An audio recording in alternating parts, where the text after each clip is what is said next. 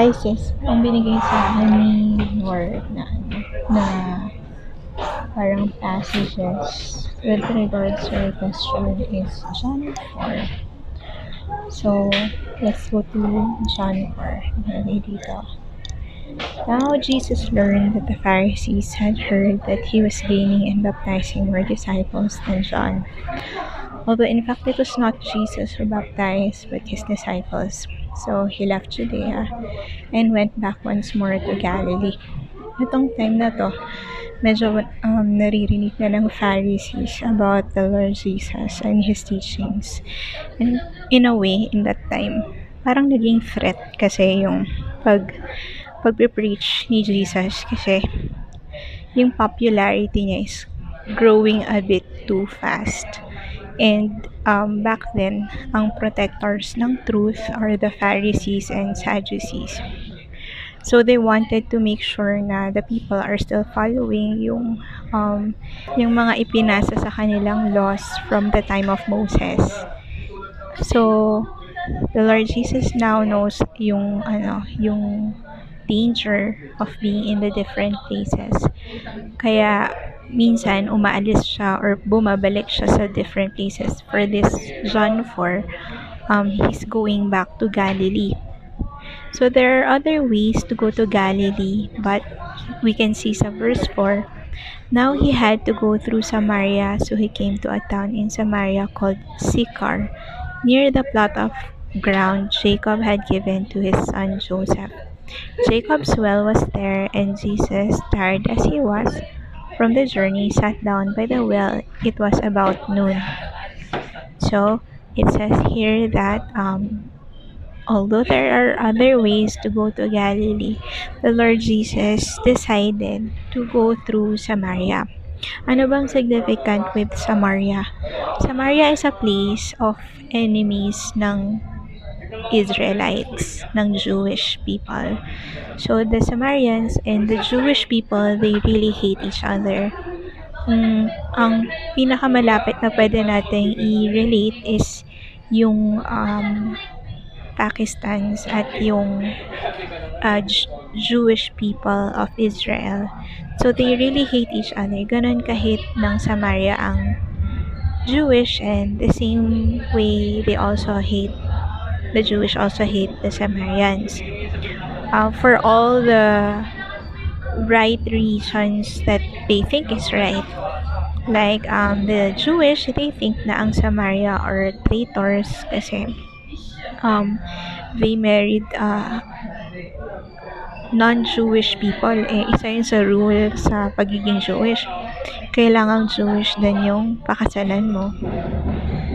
And aside from that, Samaria kasi yung mga ancestors nila, ginusto nila, they worship a different god or different gods. To be exact, marami silang mga naging Diyos, which is also betrayal sa people of Israel.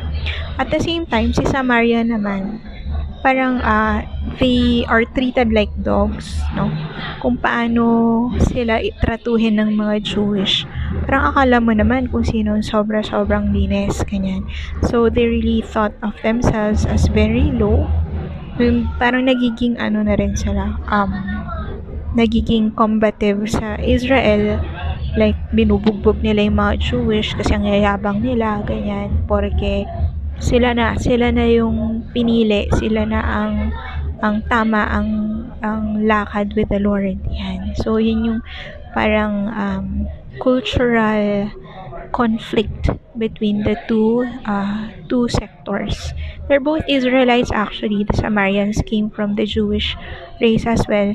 Pero gawa nga ng pagkakamali ng mga ancestors nila, nadumihan sila, quote unquote, nadumihan and seen as parang lesser than a dog yung tingin ng mga Israelites sa Samaritans.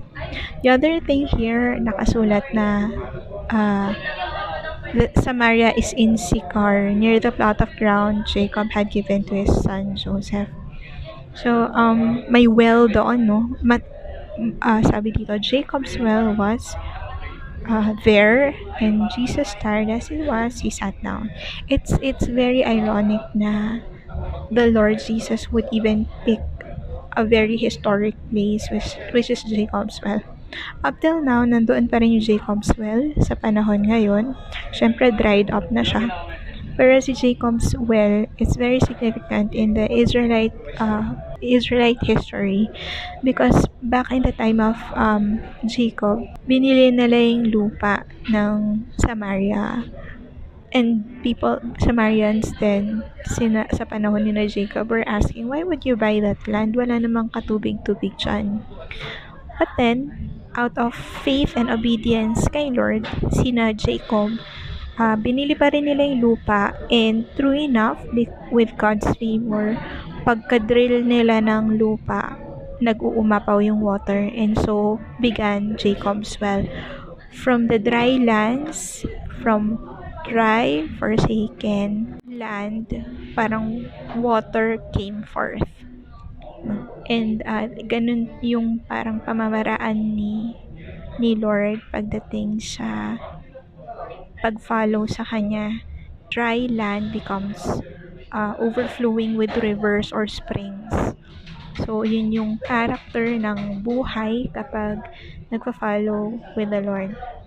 So, it also says here that syempre, Jesus traveled together with his apostles. They traveled to Samaria, and at that time, mag-isa ni Jesus sa may Joseph's Well. Sa sobrang pagod niya, he sat down doon sa well. And very significant to, it was about noontime.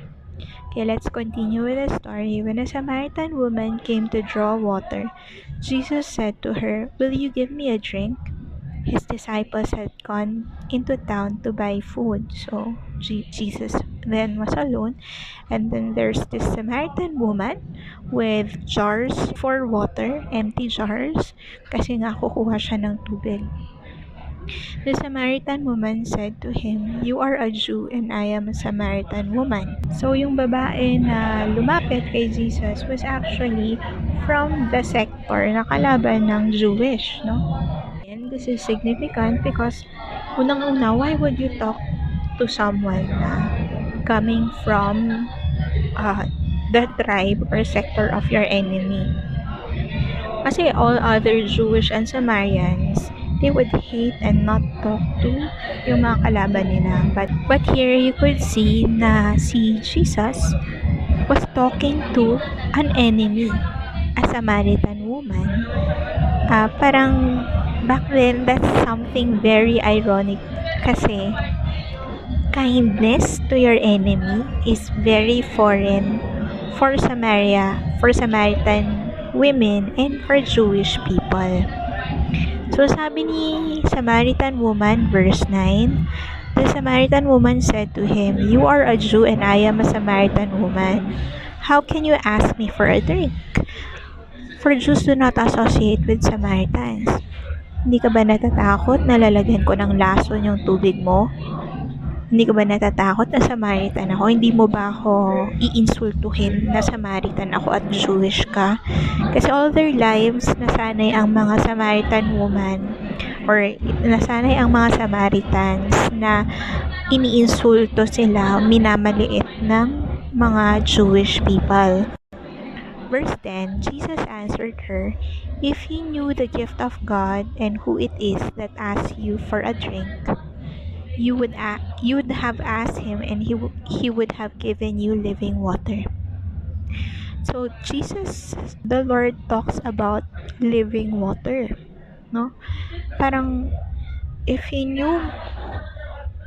knew about the Lord and who it is, parang kung sino ako ngayon who is asking you, hindi kasi niya alam back then na siya yung Messiah. Hindi niya alam na siya yung God sent to the world, Messiah, as the Savior. Parang stranger lang siya in the eyes of the Samaritan woman, some random Jew. And then, Jesus would tell her that the person she is talking to can give her living water. Verse 11, Sir, sabi ng woman, you have nothing to draw with, and the well is very deep. Where can you get this living water? Very curious. Unang-una, what is this living water? Where can I get it? Parang this is very interesting to me. Verse 12, Are you greater than our father Jacob, who gave us the well and drank from it himself, as did also his sons and his livestock? For someone kasi to give that phrase, parang medyo masyado namang may authority. Sino ka ba? Kumaga, sino ka na nagsasabing kaya mong magbigay ng living water? In our history, ang alam namin na nagbigay ng living water na hindi na tumigil up to this time is yung panahon ni na Jacob, who gave us this well that we are now drawing water from. And verse 13, sabi niya, Jesus answered, Everyone who drinks this water will be thirsty again, but whoever drinks the water I give them will never thirst. Indeed, the water I give them will become in them a spring of water welling up to eternal life. The Lord Jesus is reminding her, the water that you want or the water that you are drawing with your jars, they will run out. Hindi yan mapupuno ulit. Magkakaroon ng famine, it will dry up. Everything in this world will eventually dry up. But the water that the Lord Jesus gives is the one which gives a spring of water welling up, no, nag-uumapaw to eternal life. And even if in famine, in disaster, or in loss, hindi nauubos yung tubig na nanggagaling kay Jesus. Verse 15, the woman said to him, Sir, give me this water so that I won't get thirsty and have to keep coming here to draw water. Kasi na-realize din siguro ni Samaritan woman na all her life she's been drawing water from this well, and it keeps on parang lagi na lang nauubos, lagi na lang siyang nauuhaw. Ayan. As to whether it was metaphorical or physical, basta there was the fact na she wanted water that did not run out so that she does not get thirsty anymore. Yung pagiging thirsty niya, I'm not sure kasi pwede rin nauuhaw talaga siya kasi it was noon time. But at the same time, yung thirst niya siguro is also something deeper. Deeper sa spirit niya. I'm really thirsty, Lord. And verse 16, he told her, Go call your husband and come back. Sabi ni Samaritan woman, I have no husband. Jesus said to her, Yes, you are right when you say you have no husband. The fact is, you have had 5 husbands, and the man you now have is not your husband. What you have just said is quite true. Sir, the woman said, I can see that you are a prophet. Our ancestors worship on this mountain, but you Jews claim that the place where we must worship is in Jerusalem. Verse 21, Woman, Jesus replied, Believe me, a time is coming when you will worship the Father neither on this mountain nor in Jerusalem. You Samaritans worship what you do not know. We worship what we do know, for salvation is from the Jews. Yet the time is coming and has now come when the true worshippers will worship the Father in the Spirit and in truth, for they are the kind of worshippers the Father seeks. God is Spirit, and His worshippers must worship in the Spirit and in truth. The woman said, I know that Messiah, called Christ, is coming. When He comes, He will explain everything to us. Then Jesus declared, I, the one speaking to you, I am He. Just then, His disciples returned and were surprised to find Him talking with a woman, but no one asked, What do you want? Or why are you talking with her?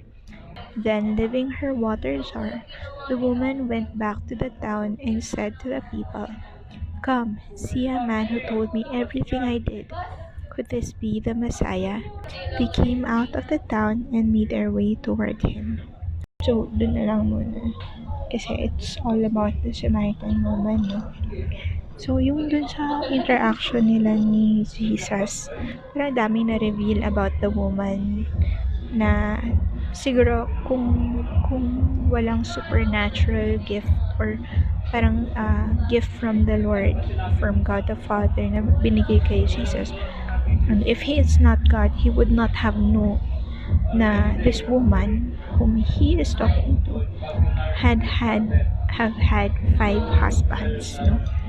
So, either adultery siya, nangalunya, nagkaroon siya ng mga ibang partners, or dahil parang siya yung ginawang mistress, ginawa siyang contract na wife. I don't know kung ano yung history ng babaeng ito, no? But she did make some decisions which led her into that position. And thirst usually is a longing for something, an emptiness. Yung thirst na nararamdaman ni Samaritan woman at that time is coming from yung kawalan ng kahihinatnan or kabuluhan ng tinatahak niya sa buhay. Kasi, yes, she's had 5 husbands. So, sabihin mo na pinasaya siya nung iba na husband niya, diba? Sexual pleasure, parang yung affirmation sa kanya ng mga lalaki, ganyan. Pero even with that kind of lifestyle na binigay siguro sa kanya lahat, she's still empty. Aside from that, naalala mo, nakalagay doon, she went there at noontime. Alam mo, ang mga women nung panahon ni Jesus, hindi sila kumukuha ng tubig at noontime because it's the hottest time of the day. Kung mainit dito sa may Pangasinan, kapag noontime, mas mainit sa Jerusalem at noontime, as in it's scorching heat. And no one sa mga women would go there to draw water at noontime. Ang madalas na oras ng pagpunta ng mga women is in the morning. In the morning, kung kailan medyo malamig, no? So, most of the women, lahat ng mga babae ng panahon na yun, sila talaga yung nagdodraw ng water from the well. So, hindi siya gawain ng mga lalaki. And they had strength to do that. We'll eventually learn about Proverbs 31, about the ideal noble woman in the time of in the olden times. But for this, lahat ng household work, including drawing of water, was done by the women. Ngayon, magtataka ka, bakit kaya ayaw niya na nakikidraw ng water at the same time dun sa ibang mga women? Why doesn't she do it normally like the other women? Bakit kailangan noontime? And dito mo malalaman na siguro meron siyang tinatago. Ayaw niyang makihalubilo sa mga tao. Maybe she has been stereotyped, possibly because of her lifestyle, no? Yung pagkakaroon niya ng iba-ibang asawa. Kasi back then, dapat isa lang yung asawa mo eh. Pero, eto, 5 yung asawa niya, and possibly kahihiyan siya nung time na yon. And so, she's been doing what she can to avoid any contact, communication with the women who probably are gossiping about her or criticizing yung mga decisions niya, no? Na siguro alam na rin naman niya by now na may mali din naman siya. But how can you do away with yung mga maling decisions in the past? Except to just hide from reality na lang, lesser talk, lesser issues, no? Mas kukonte yung masasabi nila tungkol sa'yo kahit na alam mong pinag-uusapan ka naman na nila, ganyan. She went there at noontime. Pero you know what's so significant then about that noontime? The Lord Jesus knew na nandoon siya at noontime. Isn't it so profound na kung kailan nandoon yung pupunta doon yung Samaritan woman, nandun din si Jesus. Like a divine appointment para magkita sila. For her to meet Messiah who can fill up yung lahat ng void sa kanyang puso. Then, so to continue, as we read earlier, si Jesus exactly knew where the Samaritan woman was, that she will be going to the well at noontime.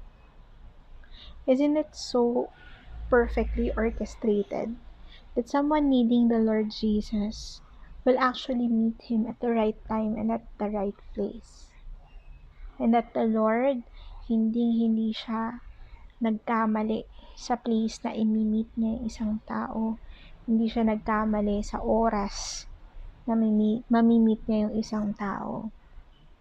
And we don't know kung gaano nakalala yung pinagdadaanan ng Samaritan woman na yun, na gawa nga ng mga decisions niya sa life.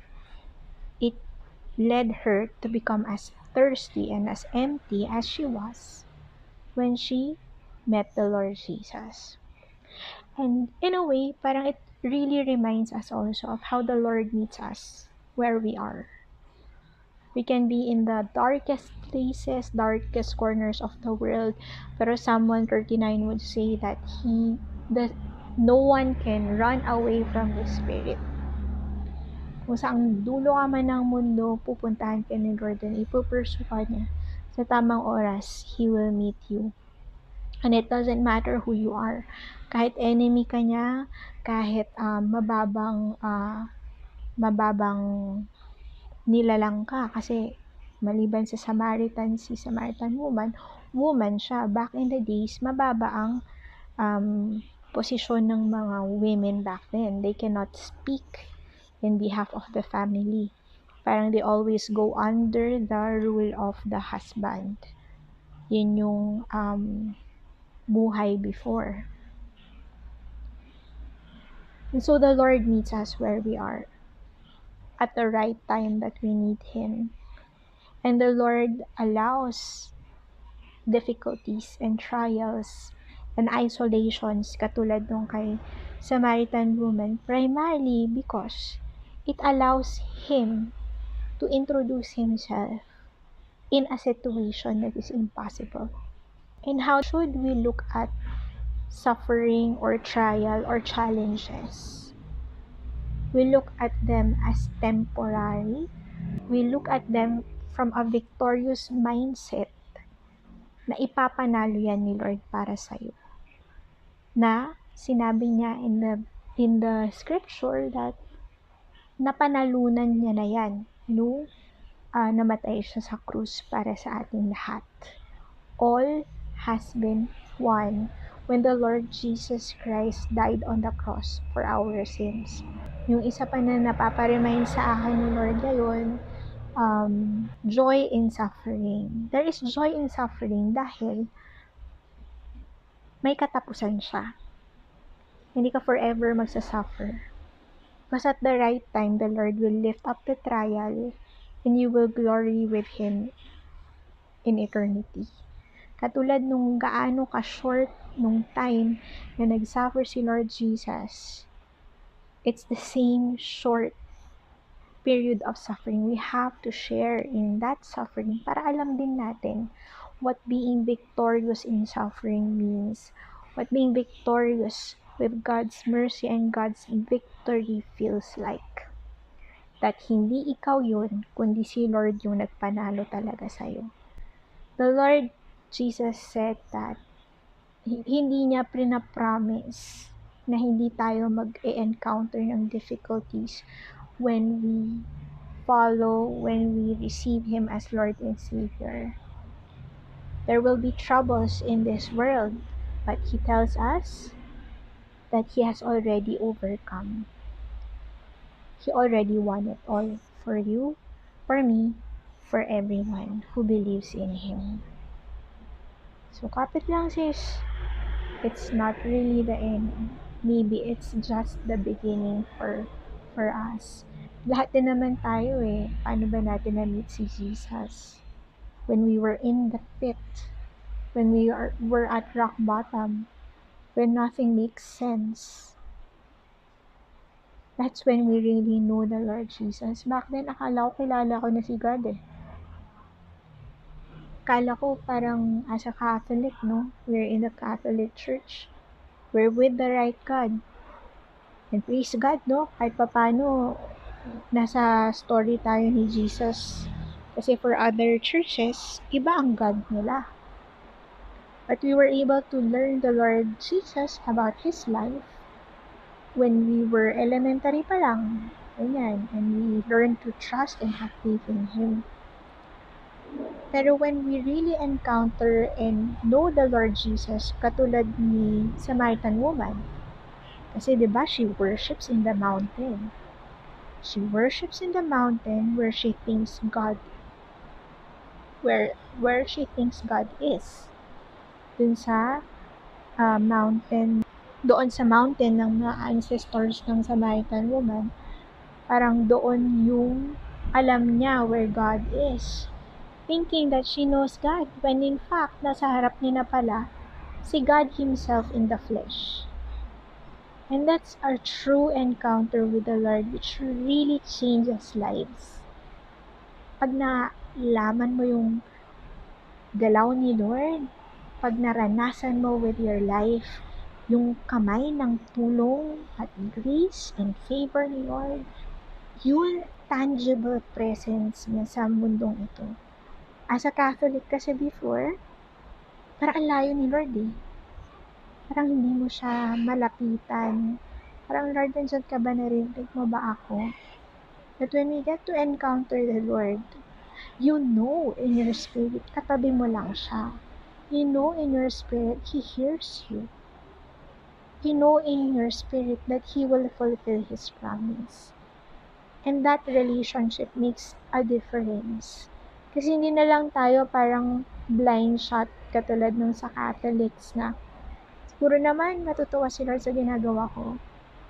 Kasi when we really encounter the Lord and have a personal relationship with Him, alam ng spirit natin na natutuwa si Lord sa ginagawa natin. Or pwede ring alam din ng spirit natin na mukhang dinidisiplina tayo ni Lord. Either way, it's from a loving God. Whether tough love yan na ma-receive natin kay Lord or tender love for the weary soul, He's the same God yesterday, today, tomorrow, forever. Hindi siya magbabago. The God that Abraham and all of the prophets and men and women of God who served Him, yung nakilala nilang God is the same God that we serve today. Wala siyang pinagbago. His mercy is the same. His judgment and justice is the same. His love and truth is the same. Hindi siya nagbabago.